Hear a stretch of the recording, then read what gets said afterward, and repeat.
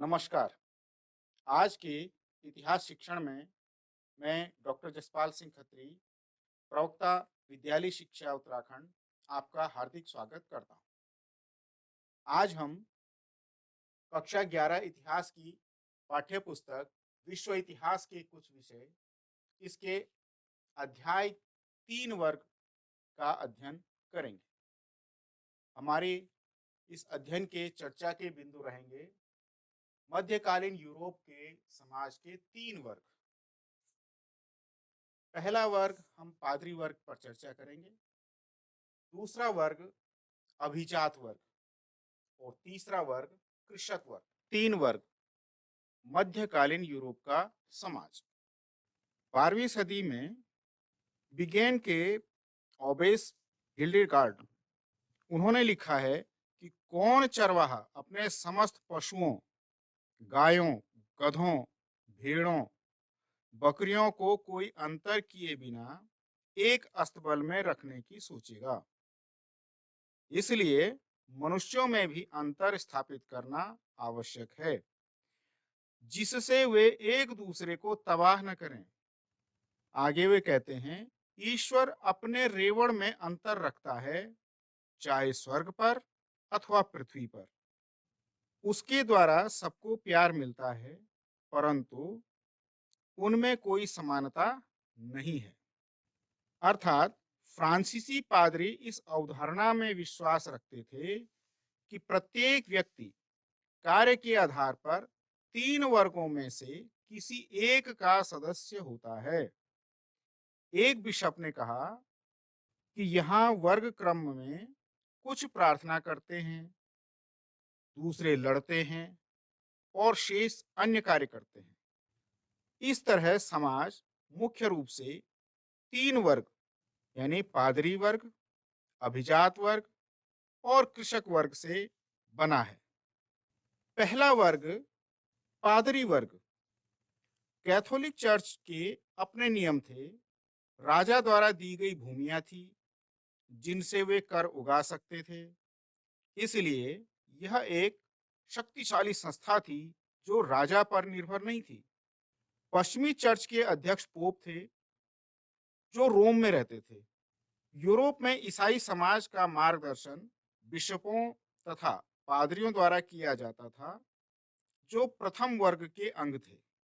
अधिकतर गांवों में चर्च हुआ करते थे, जहां पर प्रत्येक रविवार को लोग पादरी के धर्मोपदेश सुनने तथा सामूहिक प्रार्थना करने के लिए इकट्ठा होते थे। अब प्रत्येक व्यक्ति तो पादरी नहीं हो सकता था।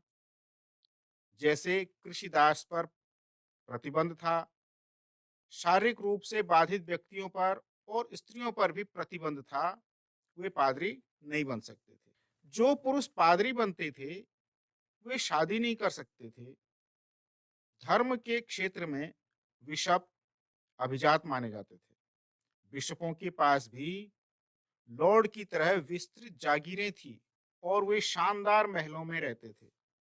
चर्च को हर एक वर्ष के अंतराल में कृषकों से उसकी उपज का 10वां भाग लेने का अधिकार था, जिसे तीथे कर कहते थे।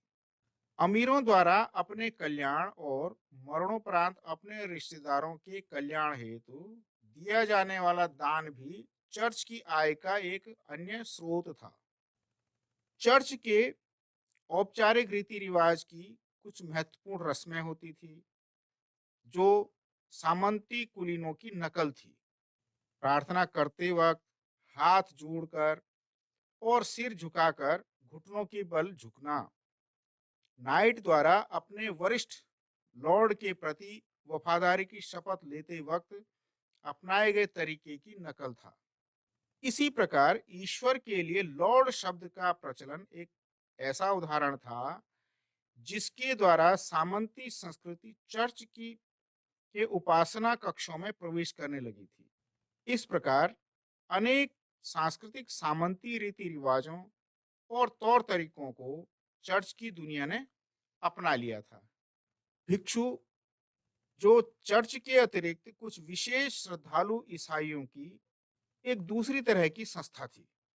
कुछ अत्यधिक धार्मिक व्यक्ति जो पादरियों के विपरीत लोगों के बीच में नगरों और गांव में रहते थे, एकांत जिंदगी जीना पसंद करते थे, तो वे धार्मिक समुदायों में रहते थे जिन्हें एबी या मोनेस्ट्री यानी मठ कहा जाता था, और जो अधिकतर पुरुषों की आम आबादी से दूर होते थे।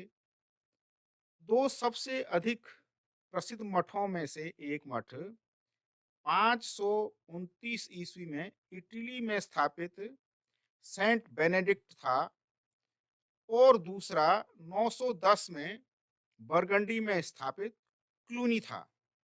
तो भिक्षु अपना सारा जीवन ओबे में रहने और प्रार्थना करने, अध्ययन और कृषि जैसे शारीरिक श्रम में लगाने का व्रत लेता था। पादरी कार्य के विपरीत भिक्षु की जिंदगी पुरुष और स्त्रियां दोनों ही अपना सकते थे। जो ऐसे पुरुष होते थे उनको मॉन्क तथा स्त्रियों को नन कहा जाता था। कुछ ओबों को छोड़कर ज्यादातर में एक ही लिंग के व्यक्ति रह सकते थे। पुरुषों और महिलाओं के लिए अलग अलग ओबे बने थे। पादरियों की तरह भिक्षु और भिक्षुणियां भी विवाह नहीं कर सकती थी। यह इंग्लैंड के फार्नबरो में सेंट माइकल की बेनेडिक्टिन ओबे है, इसको आप देख सकते हैं। तो 10 या 20 पुरुष स्त्रियों के छोटे समुदाय से बढ़कर मठ बाद में सैकड़ों की संख्या के समुदाय में बन गए, जिसमें बड़ी इमारतें और जमीन जागीरों के साथ साथ स्कूल या कॉलेज या अस्पताल जो है संबद्ध रहते थे। इन समुदायों ने कला के विकास में अपना बहुत योगदान दिया। ओबेस हिल्डेगार्ड एक प्रतिभाशाली संगीतज्ञ था, जिसने चर्च की प्रार्थनाओं में सामुदायिक गायन की प्रथा के विकास में महत्वपूर्ण योगदान दिया। इसी तरह 13वीं सदी से भिक्षुओं के कुछ समूह, जिन्हें फ्रायर कहते थे, उन्होंने मठ में न रहने का निर्णय किया। तो वे एक स्थान से दूसरे स्थान पर घूम घूम कर लोगों को उपदेश देते थे और उनके द्वारा प्राप्त दान से अपनी जीविका चलाते थे। तो भिक्षु अपने मठों में क्या क्या करते थे, इसे बताया गया है इस चित्र के माध्यम से। तो बेनेडिक्टीन मठों में भिक्षुओं के लिए एक हस्तलिखित पुस्तक होती थी, जिसमें नियमों के 73 अध्याय थे। इनका पालन भिक्षुओं द्वारा कई सदियों तक किया जाता रहा है। इस पुस्तक के कुछ नियम ऐसे, जैसे अध्याय 6, भिक्षुओं को बोलने की आज्ञा कभी कभी दी जानी चाहिए। अध्याय 7, विनम्रता का अर्थ है आज्ञा पालन। अध्याय 33, किसी भी भिक्षु को निजी संपत्ति नहीं रखना चाहिए। अध्याय 47, आलस्य आत्मा का शत्रु है, इसलिए भिक्षु और भिक्षुणियों को निश्चित समय में शारीरिक श्रम और निश्चित घंटों में पवित्र पाठ करना चाहिए। अध्याय 48, मठ इस प्रकार बनाने चाहिए कि आवश्यकता की सभी वस्तुएं, जैसे जल, चक्की, उद्यान, कार्यशाला, सभी उसकी सीमा के अंदर हों। इसी तरह से इस चित्र में दिखाया गया है कि पांडुलिपि पर कार्य करते हुए एक बेनेडिक्टीन भिक्षु का एक काष्ठ चित्र है। तो 14वीं सदी तक आते आते मठवाद के धार्मिक महत्व और उद्देश्य के बारे में शंकाएं व्यक्त होने लगी। इंग्लैंड में लैंगलैंड की कविता पियर्स पाउमेन में कुछ भिक्षुओं के आरामदायक एवं विलासितापूर्ण जीवन की साधारण कृषकों, गडरियों और गरीब मजदूरों के विशुद्ध विश्वास से तुलना की गई है।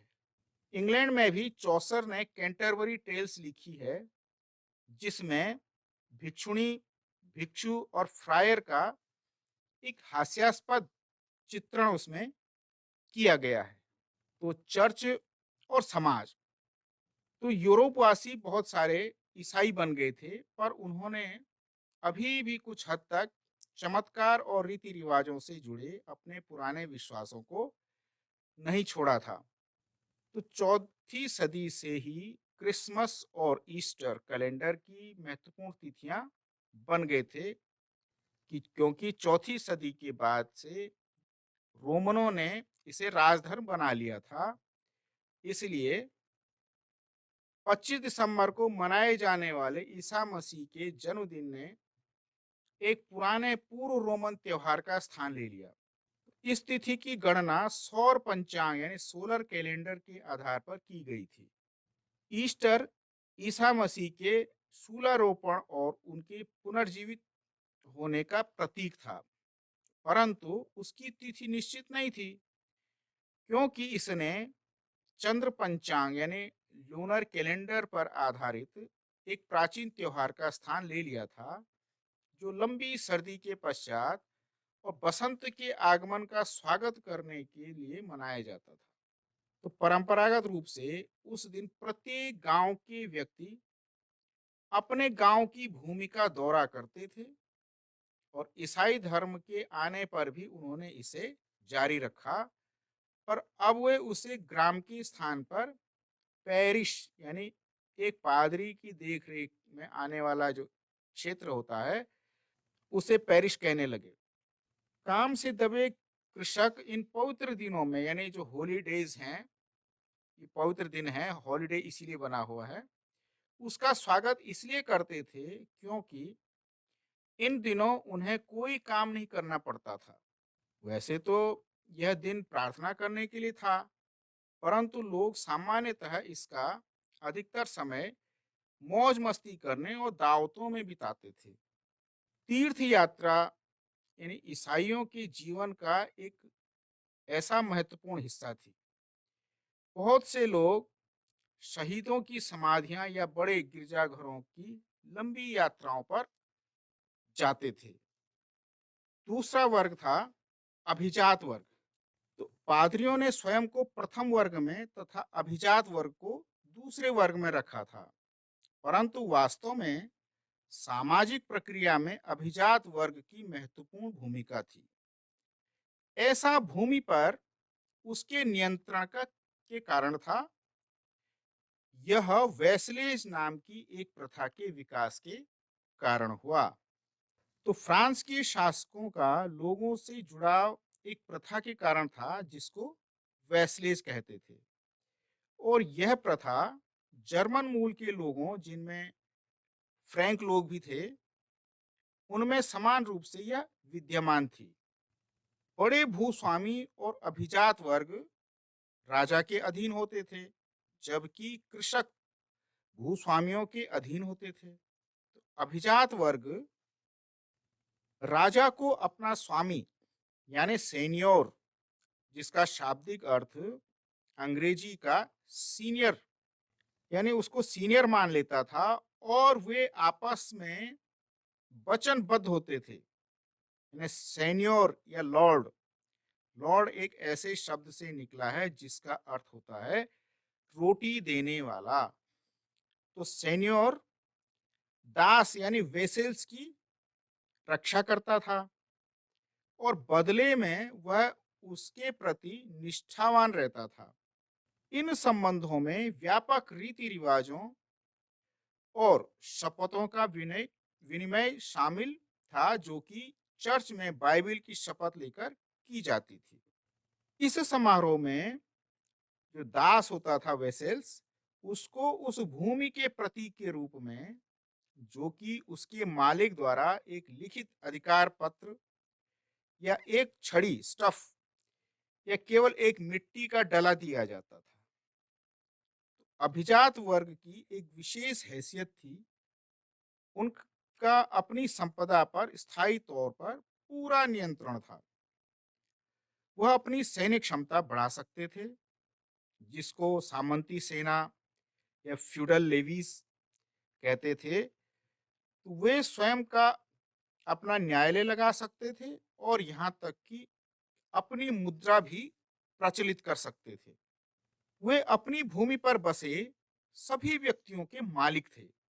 वे विस्तृत क्षेत्रों के स्वामी थे, जिसमें उनके घर, उनके निजी खेत, जोत व चारागाह और उनके असामी कृषकों के घर और खेत होते थे। उनका घर मेनर कहलाता था और उनकी व्यक्तिगत भूमि कृषकों द्वारा जोती जाती थी, जिनको आवश्यकता पड़ने पर युद्ध के समय पैदल सैनिकों के रूप में भी काम करना पड़ता था और साथ ही साथ अपने खेतों पर भी उनको काम करना पड़ता था। मेनर की जागीर होती थी। तो मेनर की इस प्रकार की एक जागीर होती थी जिसमें बहुत सारी चीजें शामिल थी। तो लॉर्ड का अपना मेनर भवन होता था।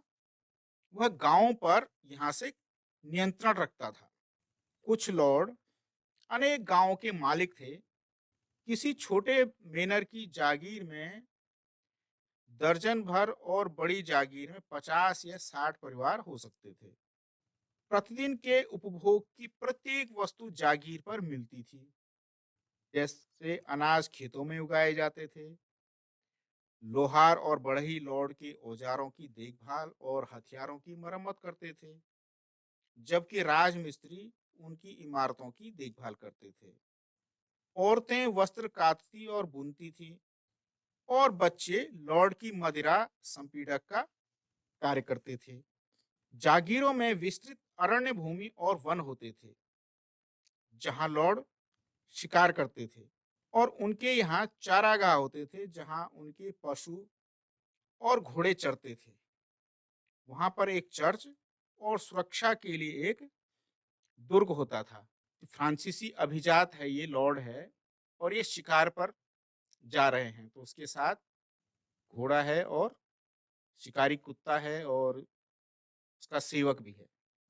तो 13वीं सदी से कुछ दुर्गों को बड़ा बनाए जाने लगा, जिससे वे नाइट के परिवार का निवास स्थान बन सकें।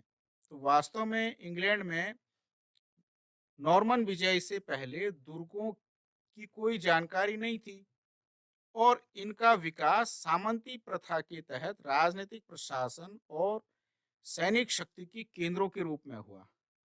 हालांकि मेनर कभी भी आत्मनिर्भर नहीं हो सकते थे, क्योंकि उनको नमक, चक्की का पाट और धातु के बर्तन के बाहर के स्रोतों से प्राप्त करने पड़ते थे। ऐसे लॉर्ड जो विलासी जीवन बिताना चाहते थे और महंगे साजो सामान, वाद्य यंत्र और आभूषण खरीदना चाहते थे, जो स्थानीय जगहों पर उपलब्ध नहीं होते थे, तो ऐसी चीजों को दूसरे स्थानों से प्राप्त करना पड़ता था। नाइट ये भी लॉर्ड थे। तो 9वीं सदी से यूरोप में स्थानीय युद्ध प्रायः होते रहते थे। शौकिया कृषक सैनिक पर्याप्त नहीं थे और कुशल अश्व सेना की आवश्यकता होती थी। इससे एक नए वर्ग को बढ़ावा दिया जो नाइट्स कहलाए। ये लॉर्ड से उसी प्रकार संबद्ध थे जिस प्रकार लॉर्ड राजा से संबद्ध था। लॉर्ड ने नाइट को भूमि का एक भाग, जिसे फीफ कहा जाता था, वह दिया और उसकी रक्षा करने का वचन दिया। फीफ को उत्तराधिकार में पाया जा सकता था, अर्थात पिता के बाद उसके पुत्र को यह ट्रांसफर हो सकता था। यह 1000-2000 एकड़ या उससे अधिक में फैली हुई हो सकती थी, जिसमें नाइट और उसके परिवार के लिए एक पंचक्की और मदिरा संपीड़क के अतिरिक्त उसके व उसके परिवार के लिए घर, चर्च और उस पर निर्भर व्यक्तियों के रहने की व्यवस्था शामिल थी। सामंती सेना फ्यूडल मैनर की तरह फीफ की भूमि को कृषक जोतते थे। बदले में नाइट अपने लॉर्ड को एक निश्चित रकम देता था और युद्ध में उसकी तरफ से लड़ने का वचन देता था। अपनी सैन्य योग्यताओं को बनाए रखने के लिए नाइट प्रतिदिन अपना समय बाड़ बनाने, घेराबंदी करने और पुतलों से रण कौशल और अपने बचाव का अभ्यास करने में बिताते थे। नाइट अपनी सेवाएं अन्य लॉर्डों को भी दे सकता था, पर उसकी सर्वप्रथम निष्ठा अपने लॉर्ड के लिए ही होती थी। 12वीं सदी के गायक फ्रांस के मेनरों में वीर राजाओं और नाइट्स की वीरता की कहानियां गीतों के रूप में सुनाते हुए घूमते रहते थे, जो अंशतः ऐतिहासिक और अंशतः काल्पनिक होती थी। तो उस काल में जब बहुत अधिक संख्या में पढ़े लिखे लोग नहीं थे और पांडुलिपियां भी अधिक नहीं थी, ये घुमक्कड़ चारण बहुत प्रसिद्ध थे। अनेक मेनर भवनों के मुख्य कक्षों के ऊपर, जहाँ एक संकरा छज्जा होता था, जहाँ मेनर के लोग भोजन के लिए एकत्र होते थे, तो यह एक गायक दीर्घा होती थी जो कि संगीतज्ञों द्वारा अभिजात वर्ग के लोगों का भोजन करते वक्त मनोरंजन के लिए बनी होती थी। तो इसी प्रकार एक 13वीं सदी में गाई जाने वाली फ्रांसीसी कविता डून दे मयांस, जो कि नाइटों के विभिन्न साहित्य साहस की याद दिलाती है, तो उसमें एक नाइट कितनी सद्भावना अपने लॉर्ड के प्रति रखता है कि अगर मेरे प्यारे लॉर्ड को काट दिया जाता है, उसकी तकदीर का मैं भागीदार बनूंगा। अगर वह लटका दिया जाता है, तब मुझे भी उसके साथ लटका दें। अगर उसे अग्निदंड दिया जाता है, तो मैं भी उसके साथ जल जाऊंगा। और अगर उसे डुबा दिया जाता है, तो मुझे भी उसके साथ डुबा दिया जाए। तो इस प्रकार नाइट बड़ा महत्व जो है समाज में रखते थे। तीसरा वर्ग, जिसमें किसान, दो प्रकार के स्वतंत्र और बंधक। अब उस विशाल समूह की हम चर्चा करेंगे जो पहले दो वर्गों का भरण पोषण करते थे। तो ये किसान दो प्रकार के होते थे, एक स्वतंत्र किसान और सर्फ, जिन्हें हिंदी में हम कृषिदास कह सकते हैं। सर्फ अंग्रेजी की क्रिया टू सर्व से बना है। स्वतंत्र कृषक अपनी भूमि को लॉर्ड के काश्तकार के रूप में देखते थे। पुरुषों का सैनिक सेवा में योगदान आवश्यक होता था। वर्ष में कम से कम 40 दिन वो सेवा में योगदान करते थे। कृषकों के परिवारों को लॉर्ड की जागीरों पर जाकर काम करने के लिए सप्ताह के 3 या उससे अधिक कुछ दिन निश्चित देने पड़ते थे। इस श्रम से होने वाला उत्पादन, जिसे श्रम अधिशेष यानी लेबर रेंट कहते थे, सीधे लॉर्ड के पास जाता था।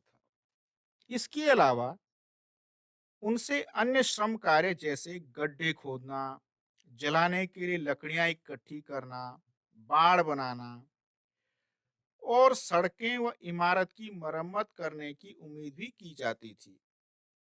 और इनके लिए उन्हें कोई मजदूरी नहीं मिलती थी।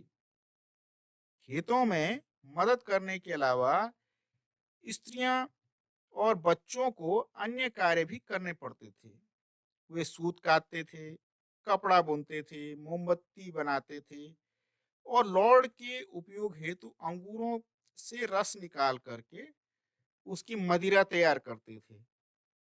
इसके साथ ही एक प्रकार का जो प्रत्यक्ष कर था, टैली, वो निश्चित था, जिसे राजा किसानों पर कभी कभी लगाते थे। हालांकि इस कर से पादरी और अभिजात वर्ग के लोग मुक्त थे। तो कृषिदास अपने गुजारे के लिए जिन भूखंडों पर खेती करते थे, वे लॉर्ड के स्वामित्व में थे, इसलिए उनकी अधिकतर उपज भी लॉर्ड को ही मिलती थी।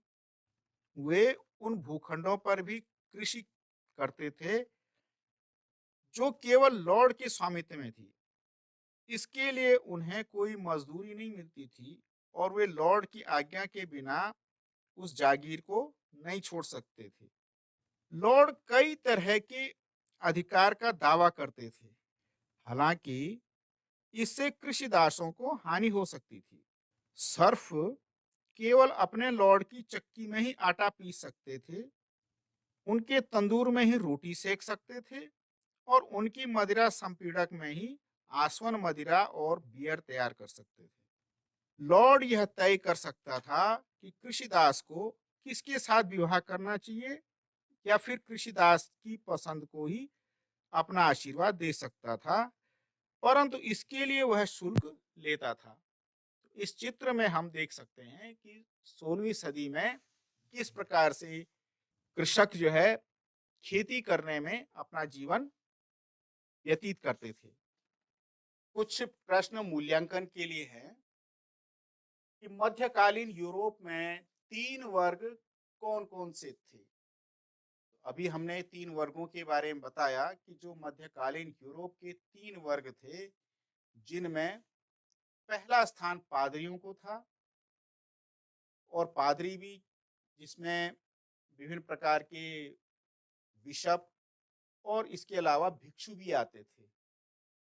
दूसरा वर्ग जो है वो अभिजात वर्ग था, जिसमें लॉर्ड से लेकर के और नाइट तक उसमें शामिल थे।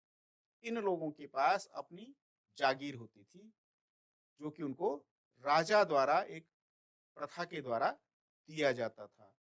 और जो तीसरा वर्ग था, उसे हम कृषक वर्ग कहते हैं। इसमें स्वतंत्र किसान भी होते थे और कृषिदास भी होते थे, जिन कृषिदासों को हम सर्फ भी कहते थे। यह ध्यान देने योग्य बात है। मेनर का क्या महत्व था?